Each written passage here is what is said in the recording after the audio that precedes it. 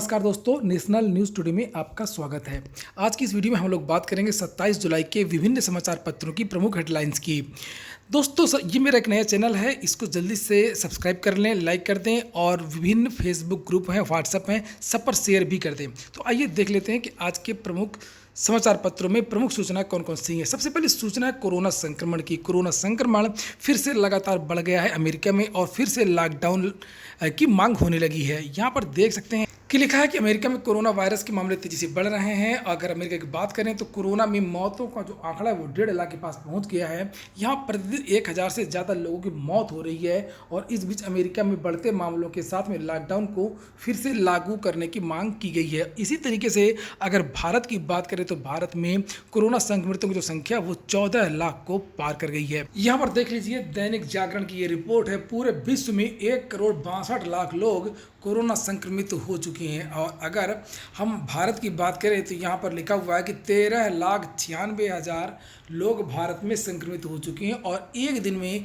लगभग 50,000 लोग जो हैं वो भारत में कोरोना संक्रमित मिले हैं। और ये देख सकते हैं यहाँ पर आंकड़ा कि भारत में एक दिन में 48,661 लोग मिले हैं। दक्षिण अफ्रीका में 12,000। अगर विश्व की बात करें तो 24 घंटे में 3 लाख लोग नए कोरोना संक्रमित जुड़ रहे हैं। इसलिए थोड़ा सा बच के रहिए, जब तक दवा नहीं आती है, वैक्सीन नहीं आती है, काम करते रहिए, लेकिन सोशल डिस्टेंसिंग सरकार के जो निर्देश है उनका पालन करिए। इसके बाद में आज के समाचार पत्रों में प्रधानमंत्री मोदी का एक बयान छपा है। कारगिल विजय दिवस पर पीएम ने कहा है कि पीठ में छुरा झोंकना पाकिस्तान की एक आदत है। वहीं पर आज के समाचार पत्रों में जो राम मंदिर है उसके भूमि पूजन की भी सूचना है। लिखा है आडवाणी, जोशी, भागवत और अंबानी और अदानी इत्यादि को भी निमंत्रण दिया गया है। 5 अगस्त को ये भूमि पूजन होना है। वहीं पर एक और सूचना है आज के समाचार पत्रों में। लिखा खतरों के खिलाड़ी एक टीवी प्रोग्राम है जिसका जो सीजन 10 की जो विजेता है वो करिश्मा तन्ना है और ये किसी एग्जाम में भी पूछा जा सकता है। इसलिए यहाँ पर लिखा हुआ है कि रियलिटी शो खतरों के खिलाड़ी सीजन 10 में नारी शक्ति का परचम लहराते हुए करिश्मा तन्ना ने विजेता बनने का गौरव हासिल किया। उन्हें पुरस्कार स्वरूप 20 लाख रुपए और एक कार प्रदान की जाएगी। और ये जो फोटो आप देख रहे हैं ये करिश्मा तन्ना की बिग बॉस में भी आ चुकी हैं। एक और सूचना यहाँ पर लिखी हुई है कि आईआईटी में 12 अक्टूबर से मिड सेमेस्टर परीक्षा शुरू होगी। वहीं पर अभी बाहर आए जम्मू कश्मीर के नेता हैं फारूक अब्दुल्ला और उन्होंने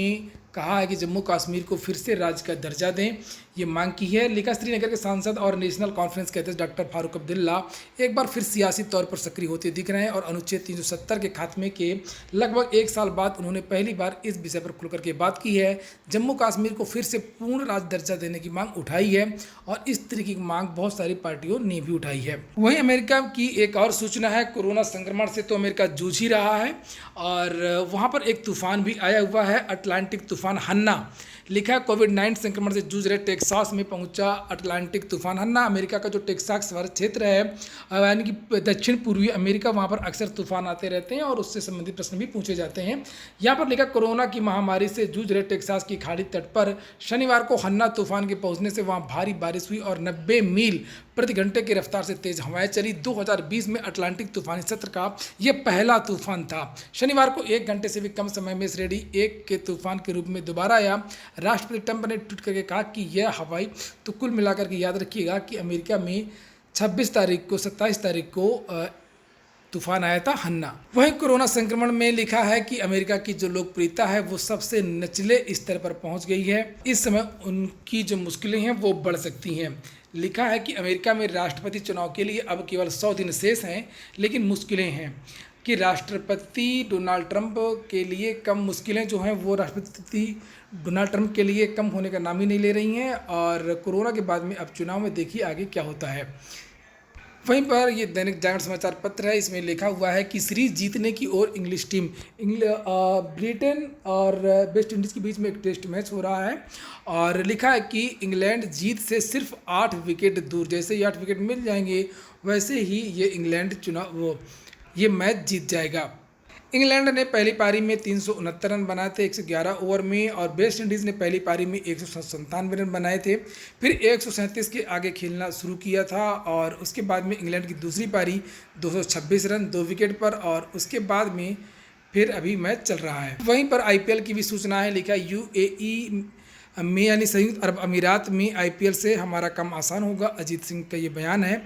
आईपीएल को संयुक्त अरब अमीरात में आयोजित कराना टूर्नामेंट के आयोजकों के लिए काफ़ी मुश्किल होगा, लेकिन बीसीसीआई के भ्रष्टाचार विरोधी इकाई के प्रमुख अजीत सिंह का कहना है कि इस कदम से उनके लिए निगरानी रखना थोड़ा आसान हो जाएगा, क्योंकि यह टूर्नामेंट महज 3 स्टेडियम तक ही सीमित रहेगा। आपको मालूम होगा कि आईपीएल इस बार जो है वो संयुक्त अरब अमीरात में होगा और 19 सितंबर से लेकर के 8 नवंबर तक ये मैच वहां पर खेले जाएंगे। दुबई, शारजाह और अबू धाबी के 3 स्टेडियम में 51 दिन में 60 मैच होंगे। तो ये याद रखिए, ये भी किसी प्रतियोगी परीक्षा में पूछा जा सकता है कि कब से शुरू होगा। तो 19 सितंबर से शुरू होगा, 8 नवंबर तक कहाँ पर होगा, दुबई, शारजाह, अबू धाबी, और कुल कितने मैच होंगे, तो 60 मैच होंगे और 51 दिन ये मैच चलेगा। भारत और चीन के बीच में तनाव थोड़ा सा कम हुआ था, तो ये चर्चा उड़ रही थी कि हो सकता है कि अब टिकटॉक और जो विभिन्न ऐप हैं फिर से खुल जाएं, लेकिन ऐसा कहीं कुछ नहीं है। वो जो ऐप हैं वो बंद ही रहेंगे। कुछ और ऐप हैं जिनको अब बंद किया जाएगा। लिखा टिकटॉक और यूसी ब्राउज़र के बाद अब पबजी समेत 275 चीनी ऐप पर लग सकता है बैन। आज की ये न्यूज़ है। नीचे लिखा है कि भारत सरकार ने पिछले महीने यानी जून में राष्ट्रीय सुरक्षा को ध्यान में रखकर के टिकटॉक समेत 59 मोबाइल ऐप पर प्रतिबंध लगाया था और अब सरकार 275 चीनी मोबाइल की लिस्ट तैयार की है जिन पर आने वाले समय में बैन लगाया जा सकता है। इस सूची में पबजी और जिली जैप शामिल हैं। सूत्रों की माने तो सरकार इन मोबाइल ऐप की जांच करके पता लगाएगी कहीं यह प्राइवेसी के नियमों का उल्लंघन तो नहीं कर रहे हैं। इसके अलावा कई चीनी इंटरनेट कंपनियों पर भी प्रतिबंध लगाया जा सकता है। वहीं पर आज के समाचार पत्रों में कुछ और सूचनाएं भी हैं, जैसे चीन को बड़ा झटका, मित्र रूस ने S-400 मिसाइलों की डिलीवरी पर लगाई रोक। दोस्तों, आगे बढ़ने से पहले मैं एक बार और बता दूं कि आप लोग इस चैनल को सब्सक्राइब जरूर कर लें। आगे चल के इस चैनल को और अधिक परिमार्जित किया जाएगा, सुधार किया जाएगा, बहुत सारी चीज़ें ऐड की जाएंगी। लेकिन अगर आप लोग इसको लाइक नहीं करेंगे, शेयर नहीं करेंगे, तो फिर ये चैनल आगे नहीं बढ़ पाएगा। नीचे लिखा है कि चीन को बड़ा झटका, मित्र रूस ने S-400 मिसाइलों की डिलीवरी पर लगाई रोक। नीचे लिखा है कि चीन की उम्मीद के विपरीत रूस ने बीजिंग को दी जाने वाली S-400 सतह से हवा में मार करने वाली मिसाइलों की आपूर्ति पर तत्काल रोक लगा दिया है। यह चीन के लिए बड़ा झटका है। खास बात यह है कि इस मिसाइल को रोकने से पहले मॉस्को ने बीजिंग पर जासूसी करने का आरोप लगाया था। रूसी अधिकारियों ने अपने Saint Petersburg Arctic Social Sciences Academy के अध्यक्ष वालेरी मिटको को चीन को गोपनीय सामग्री सौंपने का दोषी पाया है। इस घटना को भी इसे जोड़ करके देखा जा रहा है और यह चीन के लिए एक झटका है। वहीं पर आज के समाचार पत्रों में कुछ और सूचनाएं खुल सकते हैं। सिनेमा हॉल व जिम। केंद्र सरकार 1 अगस्त से शुरू होने वाले अनलॉक 3 में सिनेमा घरों और जिम खोलने की छूट दे सकती है। हालांकि मेट्रो और शिक्षण संस्थान पर रोक जारी रह सकती है। गृह मंत्रालय में अनलॉक के तीसरे चरण के दिशा निर्देशों को तय करने के लिए तैयारी शुरू कर दी गई है। तो देखते हैं कि अब अनलॉक 3 में किस तरीके की बंदिशें होती हैं और किस तरीके की छूट दी जाएगी। तो ठीक है दोस्तों, ये हो गया आज का वीडियो को कैसा लगा कमेंट बॉक्स में ज़रूर बताएं, अपने दोस्तों को भी बताएं। एक लोग 10 लोगों को सब्सक्राइब करवाएं। पूरा वीडियो सुनने के लिए बहुत बहुत धन्यवाद।